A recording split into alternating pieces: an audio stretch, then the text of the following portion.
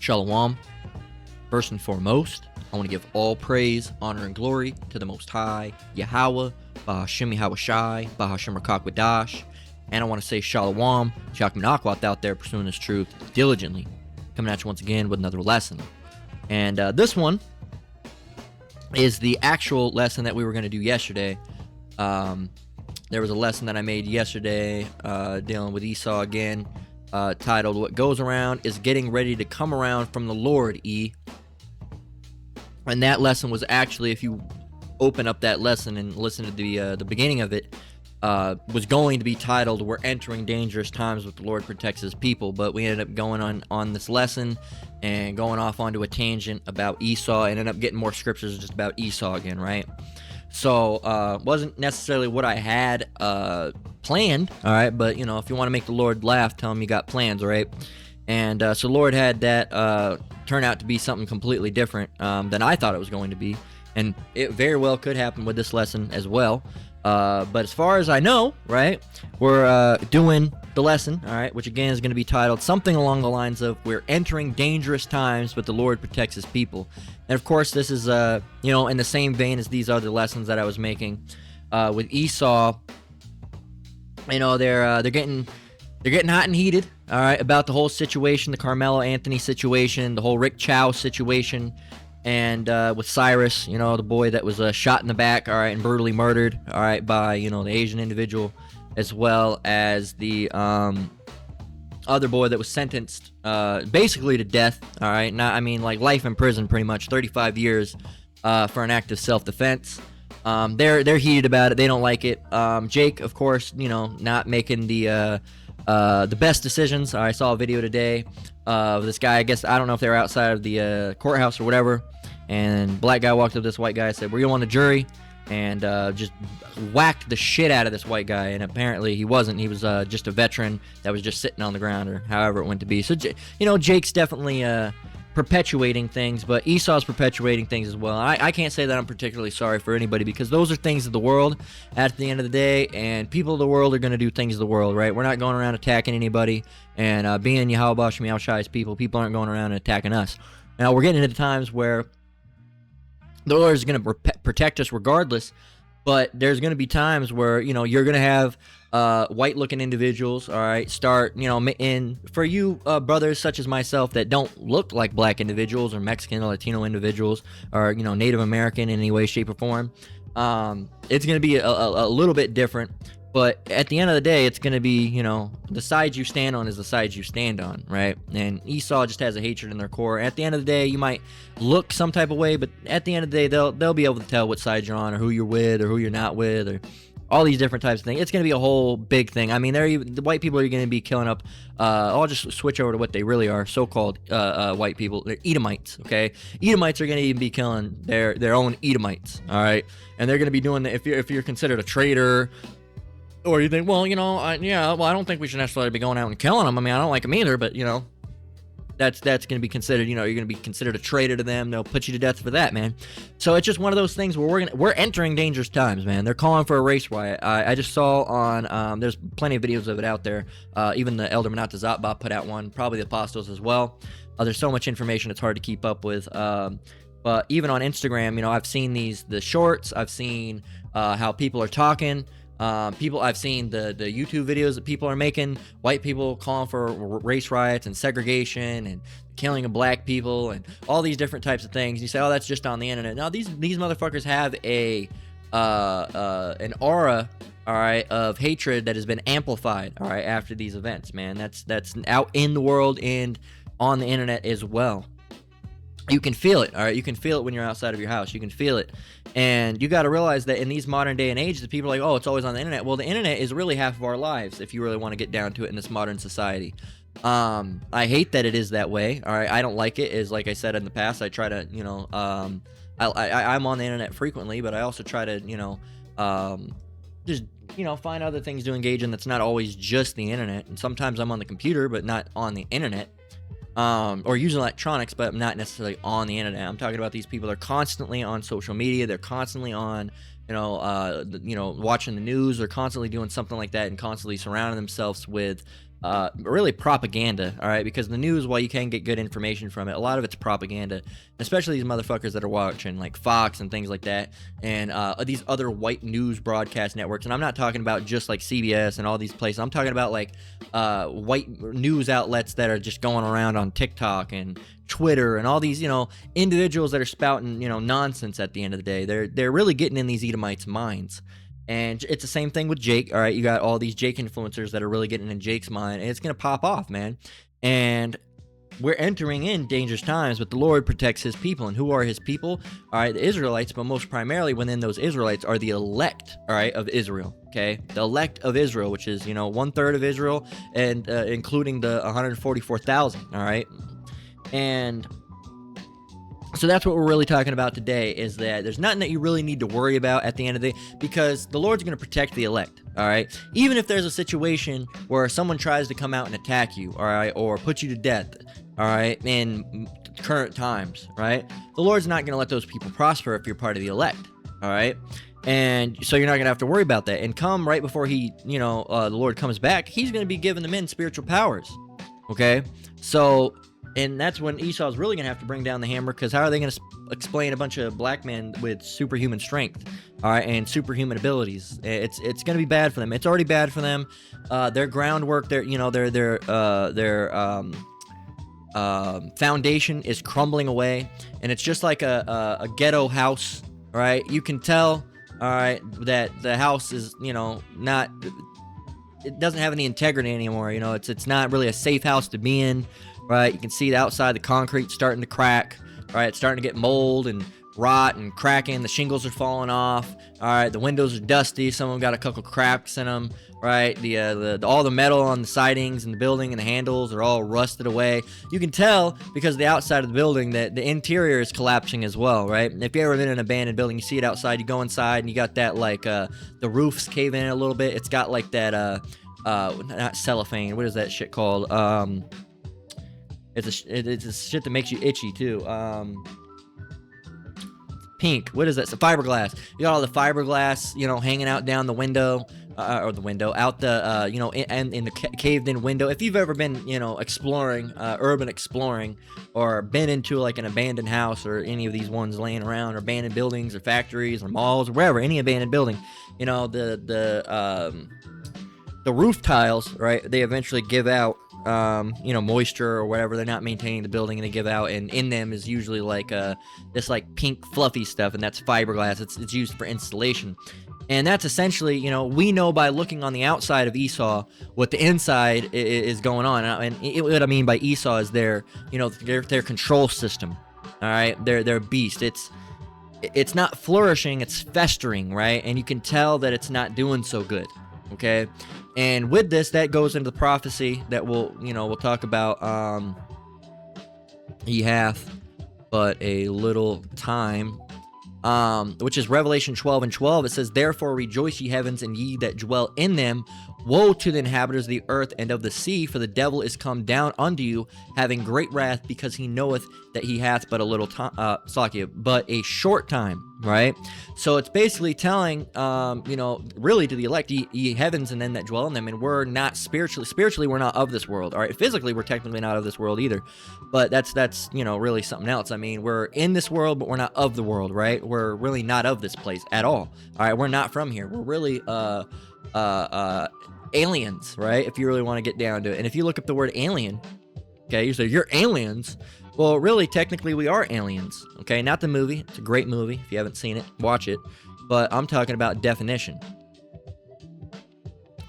Anything that is strange, foreign, or fundamentally different in nature.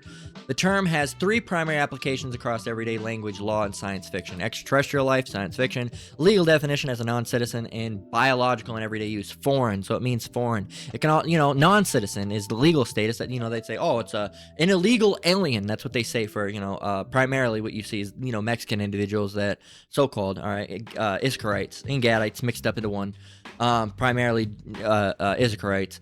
But when they come over, all right, without the proper paper yokes, all right, without the proper immigratory documents, all right, they call them a illegal alien. Okay, they're an alien, which means what? They're foreign. They're not of this area, and that's what we are. Anything that is strange, foreign, or fundamentally different. All right. Well, strange. Technically, we are strange. All right. It might sound a little weird to call ourselves strange, but if you really want to get down to what the word strange means, it says strange is an adjective describing something that is unusual, unexpected, or unfamiliar.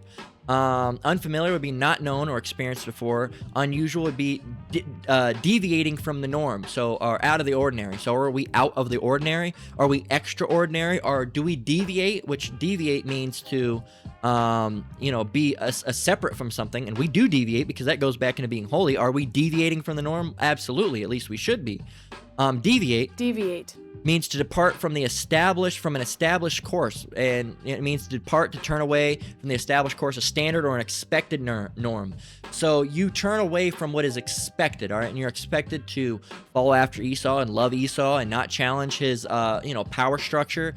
You're not it comes from the Latin root. Deviate means to come from de and via, so devia, which means to wander off the path. And we wander off the path in a good light. All right, again, just like in the truth, how you can wander off the path and you can bug out and you can fall out, or you can wander out and never spiritually not know the Lord, right? Well, in the modern day society, you can deviate and wander off the path, and we have wandered off of Esau's path to join the path of Yahweh Ba'Shem Yahushai, right? So, and that all goes back to being holy, all right? Now, the scripture I always get that is, be ye holy, for I am holy, all right? This is 1 Peter just 16, all right? It says, because it is written, be ye holy, for I am holy. Okay, so if you take 1 Peter 1 and 16, all right, and you go and get it, and you get it in the interlinear, okay, 1 Peter 1 and 16, it's going to give you so this is the Textus Receptus, all right? So what this is when you go here, and you're going to see it's the regular scripture in the King James Version, all right? You can see the King James Version. You can change it to other things as well. But you go to the King James Version, and it's going to give you it in English or whatever translation that you happen to be using, and then you click on the word, all right? Anybody can do this, all right? You can click on it, boom, at least for the time being before they get rid of all these biblical tools, right? I think, let's see if it's back up, but the KJV Online's been down all day. I guess it's back, all right, which is good. Because I didn't want to use this anyway, but let's get Sirach.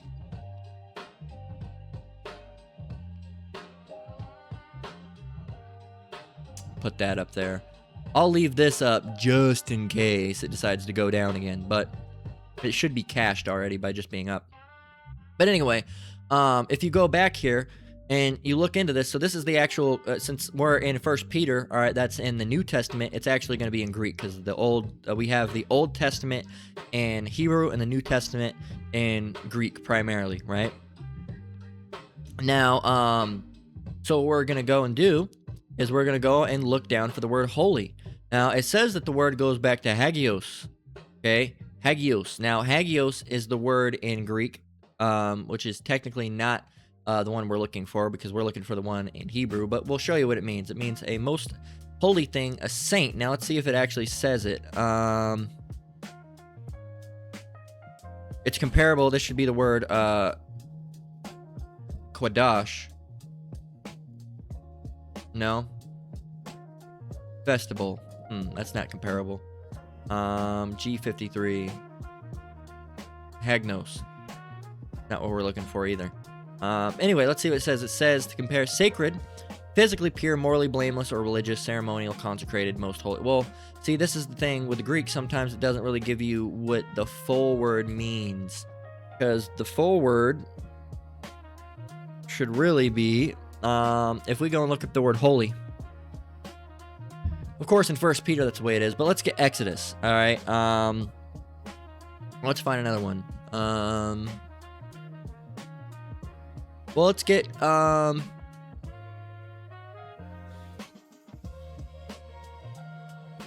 a bunch we can get, but let's get,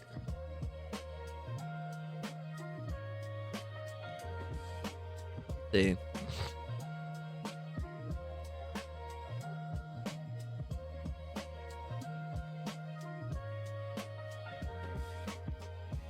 So let's go with one of these, right? Where were we?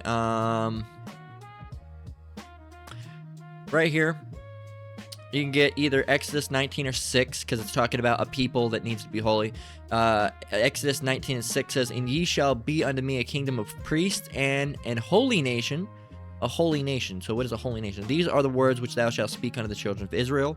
And if you jump down to Exodus 22 and 31, it says, "And ye shall be holy men unto me, neither shall ye eat any flesh that is torn of beasts in the field, ye shall cast it to the dogs." So let's go. And let's just choose this one, right? You can choose the other one if you want. It's going to be more than likely a save word. Quadash. Now, they say it's Kadesh, all right? But it's actually Quadash if you're pronouncing it grammatically correct in the ancient Hebrew. Again, this is modern Hebrew. In the ancient Hebrew, it was Quadash. Strong's H, 6944. Kodesh. Kodesh, all right? Kodesh. Apartness, okay? Apartness, holiness, sacredness, separateness, all right? Set apartness. So it means to be set apart, okay? Set apart. Now, if you actually go and get this word and look up what it means, all right, or you can just do this, Kodesh, as they say. It means what? Holy, sacred, or set apart. Set apart, it means to be totally distinct and separated for a special purpose, okay? When it applies to Yahweh, it highlights a supreme uniqueness and absolute otherness from creation. Well, what about when it's dealing with man? It also means, we not necessarily supreme, but we do have a divine uniqueness and an absolute otherness, all right, from other nations, right? So we are to be holy. That means we are to be separate. So if we are separate, if we're different, we're set apart. That means we're quite alien, strange to this land, all right? Strange, foreign, fundamentally different in nature. Well, first of all, we are aliens because we are literally foreign, all right? We are inhabitants of Israel, all right? Now, we were born and raised in America, but our bloodline lineage goes back to Israel, okay? Biblically and bloodline, we are Israelites, okay? We just happen to be called as Americans because we're here, we were born in America, live in America, we're called as Americans. Just like the same thing. It's just that's what happens when, other than Mexicans. Mexicans are never Americans. They're always Mexicans, right? So that's the thing. There's a lot of these weird nuances with Esau's law and the way he thinks. Like, a black person is an American, a white person is American, but a Latino individual that lives in America, they are American, but a lot of the time they're called Mexican. But if they were really Mexican, they would be of the nation Mexico. They're Mexico, they're Mexican, they're Latino, all right? But they're not Mexican. They're Latino, but they're American. See how the thing, see, a black person, no, let me change that, because technically they are American, but they make sure to, preface it with African. They're African American.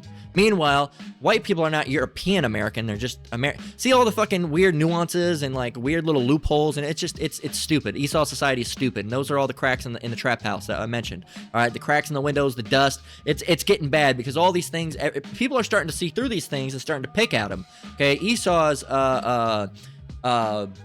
I wouldn't even say it's a grand creation. I'll call it a creation, all right, or their formulation, all right, of America. It's not doing so hot. All right, it's not doing so well.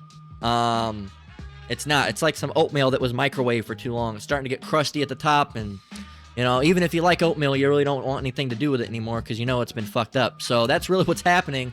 And Esau's oatmeal is constantly in the microwave, and it's crusting and crusting and crusting. And I mean, I know the bottom of the bowl is burnt, right? So, but it takes a while, all right? When you burn something in the microwave and it's burnt, it's bad. At the bottom gets burnt. It's like, think about popcorn. Like, how the bottom of the bag, it's all like black and burnt and crusted down there, but the top looks fine, right? The top looks fine. You'll even nibble a little bit off the top. Well, it's only a matter of time. You keep cooking that popcorn, the whole bag's going to turn black, right? So that's what's happening with Esau's society. They're really being cooked from the inside out. And, just like you can see the popcorn, it's starting to get a little browner than usual. Like, I think it might be a little overcooked. It's going to get worse and worse and worse and worse and worse and worse and worse. And everybody's starting to see that, okay? Everybody's starting to see that. Now, you still have the people that are going to desperately be picking at the top of that popcorn bag, trying to salvage everything that can be. But at the end of the day, I don't know if you've ever had, like, secret burnt popcorn. I don't know, like, I don't know how to explain it. Like secretly burnt pop. Like you ever had those pop? I've had it. I don't know. Like where you have popcorn and you cooked it for a little bit too long and it looks fine, but you eat it and it like has that burnt flavor. Well, that's really what's happening when you're digesting what Esau's putting out. Like you can tell it's fucked up. Even if on the outside it looks fundamentally the same, shit's still fucked up and you can taste it. But some people can't taste. No, you have people that are gonna be diehard. They love that popcorn. It's their favorite popcorn. They're gonna say, no, this popcorn's still just the same as it always is. No, it's not though. It's not though. It's not. It's not the same. It's burnt. You can taste it. You can smell the stink in the air. Right? The ingredients have changed. Like but again, they're desperately hanging on to these things, and they're willing to defend that with deadly force. Right? And that's what's going to happen. You are going to have these race wars. You are going to have these situations where they're going to be going around and whacking people in the head. It's all part of Jacob's trouble, and we're in Jacob's trouble as it is now, or in the earlier stages. But it's only going to get worse. And no, you know, I mean, for example, I mean, a man's enemy,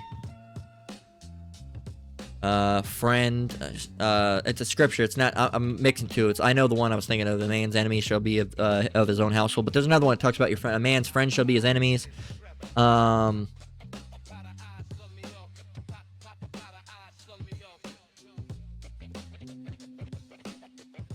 It's about in the end days, friends becoming enemies. Let's see if I can find it. That's not necessarily the one either. I mean, Matthew 24 and 10 and 12, that's great. That's in Matthew 24, which is a great book of prophecy. It says, and then shall many be offended and shall betray one another and shall hate one another, and because iniquity shall abound, the love of many shall wax cold. Well, that's going to happen as well, obviously, because it's in the book of prophecy. It's in the Bible. But that's not the one I was necessarily looking for. But that one's good too, because it shows you, people are going to betray one another. I mean, people that, even Esau, you're going to have, again, like in the book of Matthew 24, it also talks about the Egyptian being, is that in Matthew 24? I know it talks about nation, is it in, let me see.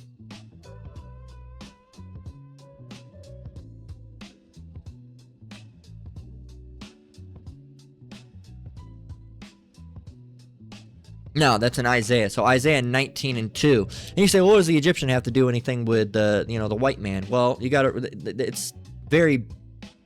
To use your term, it's very abstract, right? I hate to use that term, but no, you got to be able to link things up. So really, no, is the white man the Egyptian? Not really, but he's kind of like the modern Egyptian. And why is the modern nations compared? Why are modern nations, or non-Egyptian nation or individuals being compared to Egyptians? Because one, you have to realize that the Egyptians were oppressors and they were ruling over the Hebrews. All right, and you got to have to realize that the Egyptians, they were Ham.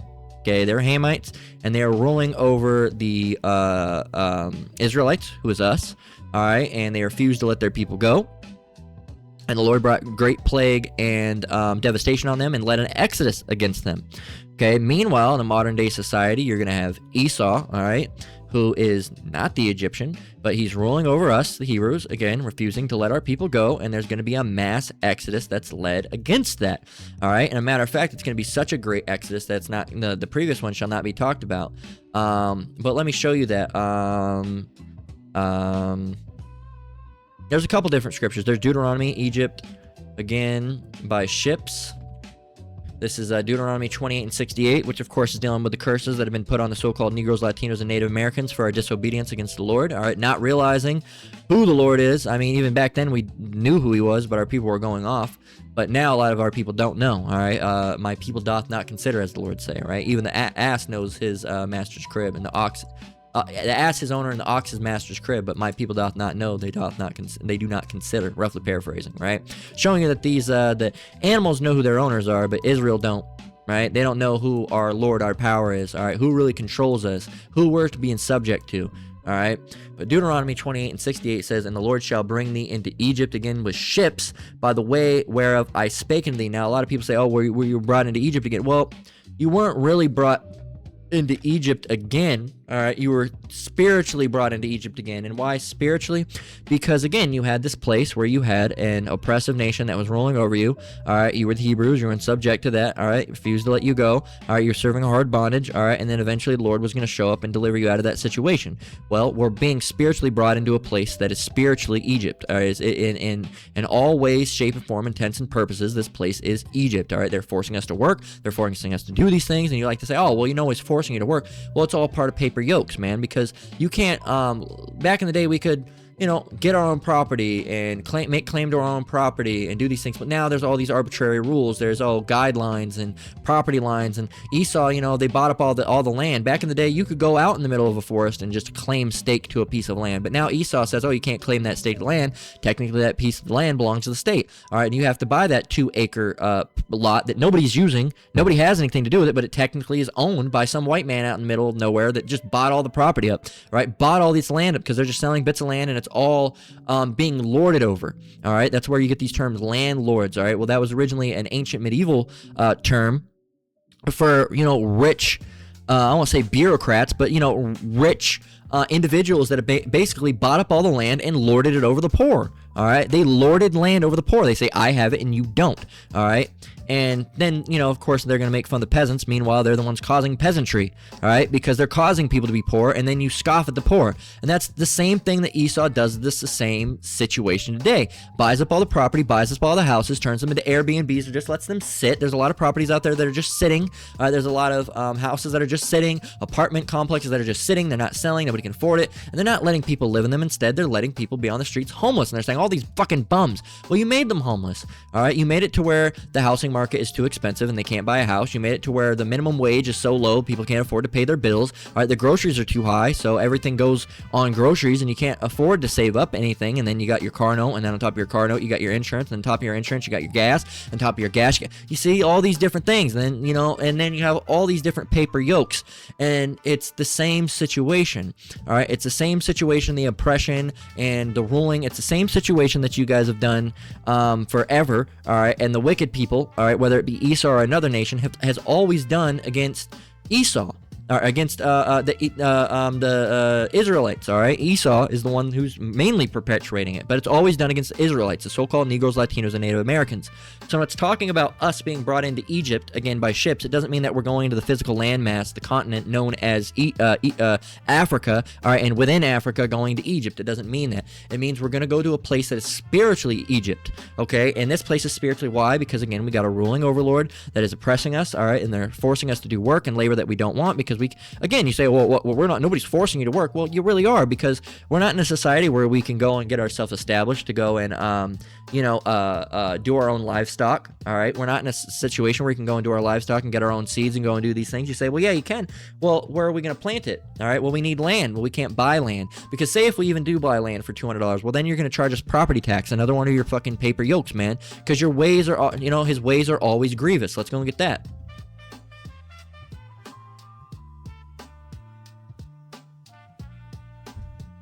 Accidentally fumbled towards the end there, but Psalms 10 and 5, this is you.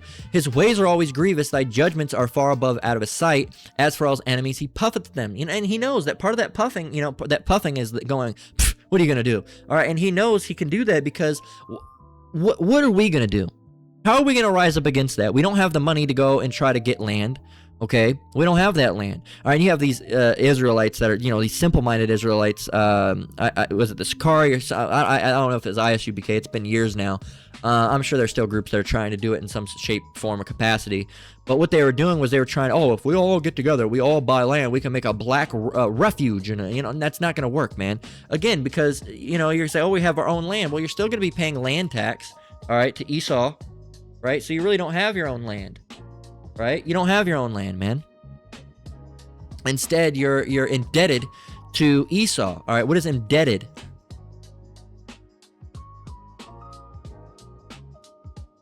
Okay, indebted means to owe someone to something else. It can refer to owing physical money or being deeply grateful for a favor or kindness. Well, it's definitely not favor or kindness, because going back to Psalms 10 and 5, his ways are always grievous, right? So it's definitely not, you're not indebted them for their gratitude, but owing money. The most common uses, it means you're in debt. You have borrowed money, or you have an standing balance that you are legally required to repay. Well, you're indebted. They keep you in constant in a redebtment. They don't like anything that's totalitarian, other than their rulership, as far as complete, total, oh, no, you own it now, no more paying, right? They don't like that.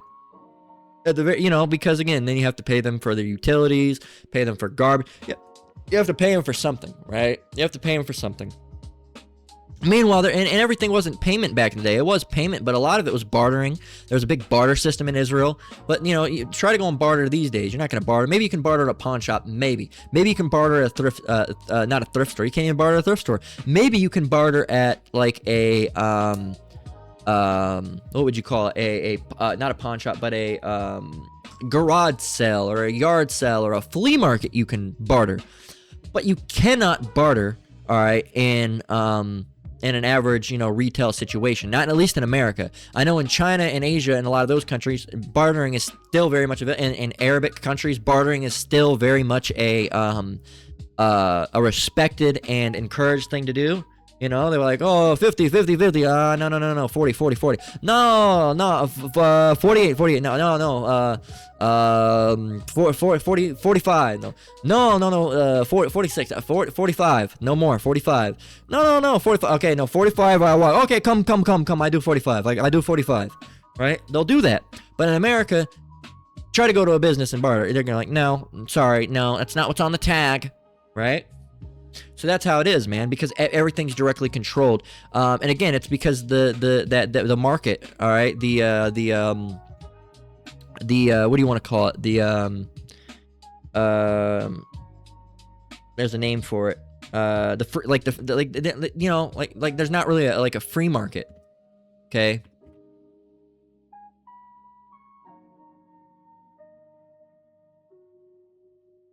There is a free market, excuse me. A free market is an economic system where prices and the production of goods and services are determined primarily by supply and demand. In this idealized system, transactions are entirely voluntary, and there's no government. Okay, it's like I confused myself. I was right the first time. And there's no government intervention such as subsidies, price controls, or restrictive regulations. That's why it's a free market. And back then, it was more of a. There was always a little bit of control. With not government, but it still was governance, but it was more so like theological governance, to the Lord. There was a few things. It was mostly like when you get paid, you would give 10%. All right, that would be basically not a tax. It's essentially likened to a tax, but it's not really a tax. But other than that, it was not like there was no mandates on how much you have to charge for a specific good, or the price controls, restrictive regulate. There was none of that. All right, but Esau has set all these things up again, going back into Psalms 10 and 5, because again, his ways are always grievous, right? And that's what they do, and they set these things up to make it to where it's impossible for you to flourish, right? I actually had a guy one time say, there's no such thing as spiritual Egypt. Of course, referring to when I was mentioning Deuteronomy 28 and specifically verse 68. And we're going to read that again. It says, and the Lord shall bring thee into Egypt again with ships, by the way whereof I spake unto thee. Thou shalt see it no more again, and there ye shall be sold unto your enemies for bondmen and bondwomen, and no man shall buy you. Now, a lot of people get this scripture completely wrong. Well, first of all, this is dealing with the transatlantic slave trade. All right, it's really being dealt with being brought into America. And it says, and you shall be sold unto your enemies for bondmen and bondwomen. Now you can see that it's sold for slaves. Now, the big thing where people get tripped up is being brought into Egypt, and then the second part is being, and that no man shall buy you. Well, buy really goes back to deliverance. No man's going to be able to deliver you out of that situation. Now, I believe Blue Letter Bible goes off on this specific one, but I think you can actually, if you look it up, you can actually find out the truth behind the matter just by looking into the Hebrew word. Now go and look at the word, and no man shall buy you. Buy goes back to quana, all right, which means to get, acquire, buy, possess. But it also means, right, of Yahweh redeeming his people. So really, it means redeemed. So no one's going to be able to redeem you out of that situation. Okay, no one's going to be able to redeem you out of that situation. Let's see.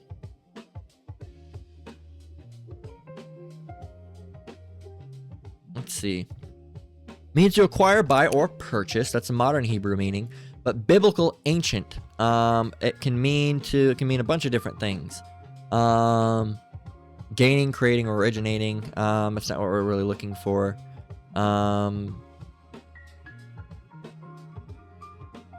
It really means, it can mean, all right, to deliver. Well, it's not directly translated to deliver. It's standard Hebrew.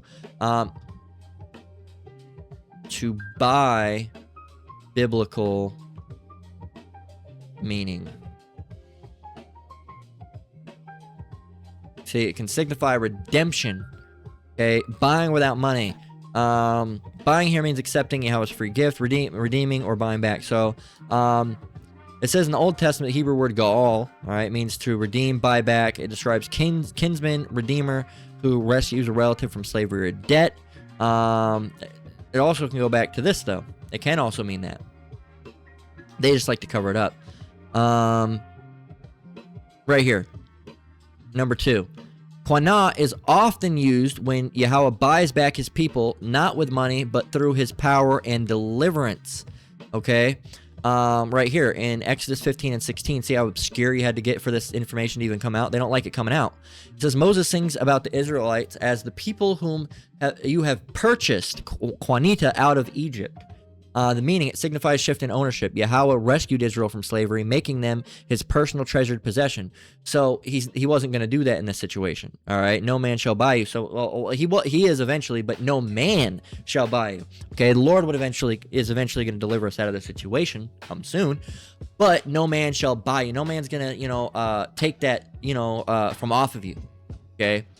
Even when, slavery was abolished. Yeah, even that, you were still not bought out. You're still bondmen and bondwomen. All right, we're still bought and sold. All right, we still are bought and sold by our birth certificate. You say, no, we're not. Well, you can all go in to look up some Edomites talking about that. All right, the Edomite so-called conspiracy theorists, as you would call them, they'll even talk about that, how, we have basically a chain of numbers that's linked to our birth certificate, and we are bought and sold and traded. Right? Absolutely, 100%. But you don't want to believe that. And that's fine. Again, what Esau's cognitive dissonance, when information is presented that, they don't really know how to go about it and they can't find a logical explanation for it, they'll really just double down and lock their brains up and just deliberately believe a lie. All right? But that's where, we can go and get spiritually called Sodom. I actually had a guy argue with me one time. He said, there's no such thing as spiritual Egypt. Okay? And there is. Okay? It says, and their dead bodies shall lie in the street of the great city. And the great city is another term for Babylon. And the Babylon's another term for what we call today America. All right? It's specifically the United States of America. It says, and their dead bodies shall lie in the street of the great city, which spiritually is called Sodom and Egypt, where also our Lord was crucified. So it's called spiritually Sodom and spiritually Egypt, or spiritual Sodom and Egypt, if you want to combine them together. So what was happening in Egypt? Again, we had Pharaoh, all right, we had a oppressive overlord that was ruling over us, forcing us into captivity, forcing us to work, all right, not letting our people go, all right, and generally being oppressive, all right, and then you had the Lord come back and smite him with plagues because he kept hardening his heart. So that was fine, all right. That's Egypt. So we're in that situation now where Egypt, Esau is never going to let us go. He has that same that Pharaoh-like spirit. He's too proud to do it. And plus he needs us at the end of the day. And then it mentions Sodom, all right? So dealing with Sodom and Gomorrah. And what was happening in Sodom and Gomorrah? Rampant amounts of wickedness, primarily homosexuality. All right, and if you look back into it, probably bits of transgenderism. All right, and what do we see in the society now? Homosexuality and transgenderism. All right, and you say, oh, well, how could there be transgenderism? There wasn't transgenderism back then. Well, there actually was, all right? If you go and look into, the Romans were big on transgenderism, all right? And when you have these individuals, all right, wherever they happen to be, I mean, even Israelites themselves whoring after the nations and choosing to be like them, you're going to end up with people that are acting like Romans. And Romans were pretty famous for being the first individuals that experimented with transgenderism, right? So that's a whole thing that you can look into.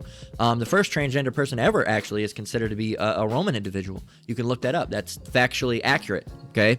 But we're in that same situation now. So again, the Lord was very mad against Egypt, Okay, the Lord was very mad against Sodom and Gomorrah. All right, so we're looking into a situation. All right, I'm gonna stop saying all right, okay, all right, I got him out.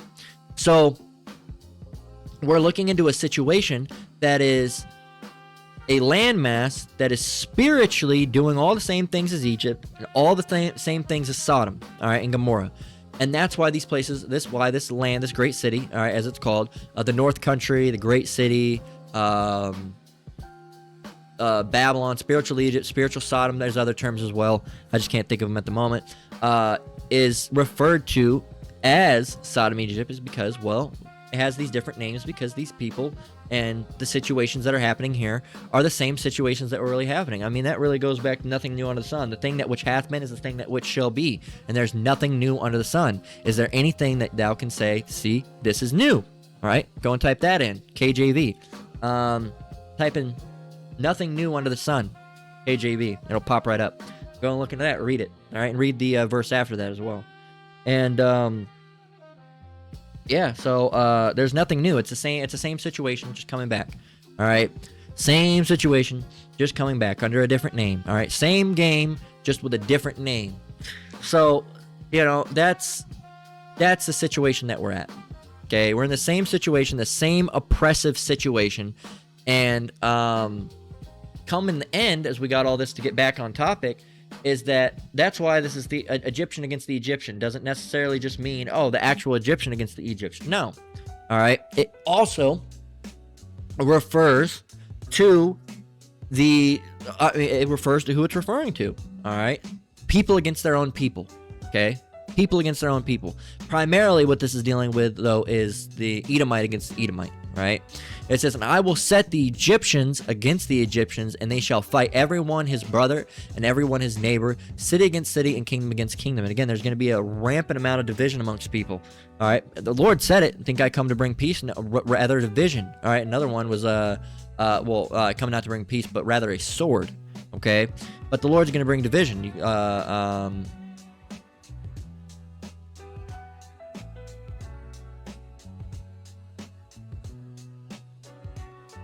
Is Luke 12:51. Suppose ye, this is a red letter, Yahushua, who the world would ignorantly call Jesus Christ, speaking. Suppose ye that I am come to give peace on earth? I tell you, nay, but rather division. Okay, division. And then, of course, we got, look, right here. This is kind of goes on the same topic as we're talking about in Isaiah 19:2. It says, we just got this the other day, from henceforth there shall be 5 in one house divided, 3 against 2, and 2 against 3. The father shall be divided against the son against the father, the mother against the daughter, and the daughter-in-law against the mother, and the mother-in-law against her daughter-in-law, and the daughter-in-law against her mother-in-law. So there you go. I mean, there's going to be a lot of division come in the end, all right? And with that, when you have a situation where you have a white individual, all right, that still could potentially be an Edomite. They just happen to be fucked up in the mind. I mean, there are people that I know that are 100% Edomites, but they'll be like, oh, yeah, it's not right that white people do that to black people, you know. It's not right that they do those things. And deep down inside, they don't really truly believe, but they have this, like, social justice spirit on them for whatever reason. I guess they just don't want to be seen as bad. They don't want to be seen as bad people, so they just lie and hide who they really are, their true nature, their true character. But those individuals are going to be put to death by the other individuals. So if you really want to get down to it, yes, Republicans are going to be killing Democrats, all right, that are not siding with them during the race war. They say, no, I don't think we should be killing black people. Boom, you're going to get killed. Popped right in the head. That's what's going to happen. That's what's going to happen. Okay, so regardless of, I don't think that's going to happen. I don't think, they're going to be, there is, all right, they're calling for one, and it is, there's going to be a whole civil war, all right, and just like a civil war was the Egyptian against the Egyptian, it was white people fighting against white people, okay, the Confederacy against the North, all right, and trying to, say, oh, well, I don't think we should be doing that, well, first of all, they weren't even really in that, it was just, that whole situation was ridiculous anyway, because a lot of the people from the North, it wasn't that they agreed that black people were fundamentally human. That's why they just agreed with slavery disagreed with slavery for other reasons, right? It wasn't fundamentally about, oh, it's bad that you have these people. There's more things to it. You can actually look that up. But yeah, so people are going to be, killing each other completely. All right, white people on white people, white on white crime. Shame, shame, shame. Bear with me while I grab a drink. Right.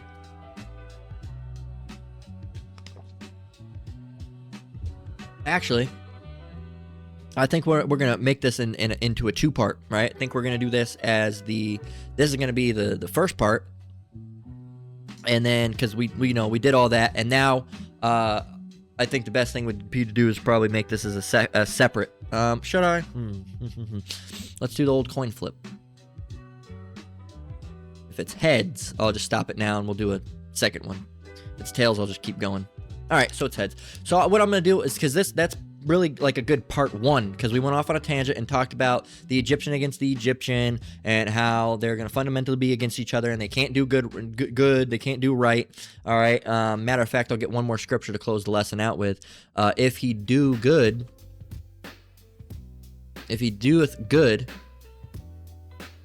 he doeth it unwillingly. All right. And if he doeth good, he doeth it unwillingly, and at the last he will declare his wickedness. That's Ecclesiasticus 14:7. Again, Ecclesiasticus 14:7. If he doeth good. So if he does it good in any way, shape, or form, he doeth it unwillingly, and at the last he will declare his wickedness. And that's because Esau is really controlled by the Lord at the end of the day as well. And like I said, I always use, if he might be creating some chemical to cause super cancer, and he injects it into someone to cause super cancer to kill him, and actually ends up curing cancer, ends up being a cancer cure. And they don't like that, but that's the way, the Lord fumbles their plans, all right? The Lord makes them fumble the football every once in a while, and it's hilarious. But that's the thing, is that these people are fundamentally flawed, okay? And they're going to even kill each other, all right, in the coming days. But as we're going to get to in the second part, we don't really have anything to worry about because the Lord protects his people. So we talked about the Egyptian. We talked about how, we didn't necessarily go into Esau, but that, that's a whole another can of worms for it in itself. And most people know now that black people are Israelites and the white people are Edomites. It's been going around on the internet. If you don't know that, then you might be very, very new, and stay around. You'll pick it up eventually as we go into it. But now is not the lesson where we're going to necessarily break that down, because we're dealing with something else. But that's where we're going to close out for this one. All right, so Lord willing, it was edifying. I'm going to come back in just a moment with part 2. Just break it up. It'll make it easier to dissolve. Watch one day and then watch one the next day. How it is, Jake. Not always an attention span, but sometimes it's just you want to watch part of a lesson, go and watch something else, and then watch the second part some other time. I don't know. Do your thing. So that's where we're gonna close out. Lord willing, it's edifying. Again, I want to give all praise, honor, and glory to the Most High, Yahweh, Shem Yahweh Shai, Shem Rakak. Shalom, you brothers and sisters out there. Keep enduring, keep the faith. We're almost out of here. Until next one, Lord willing. Shalom.